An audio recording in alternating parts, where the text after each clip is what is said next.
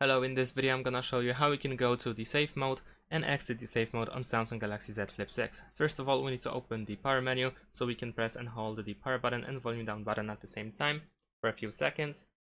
There we go. And now you want to press and hold your finger on the power off option. Then it should turn into safe mode and we can tap the safe mode in order to reboot our device into the safe mode. So now we need to wait for the device to turn on. And once you are into the safe mode, this is how it looks like. Of course, you will need to enter the pin code, draw the pattern or password in order to start the phone. Over here in the bottom left corner, we can see that we are in the safe mode. Some of the apps are not working and some widgets probably won't work as well.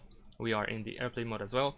So now once you want to exit the safe mode, you want to reopen the power menu.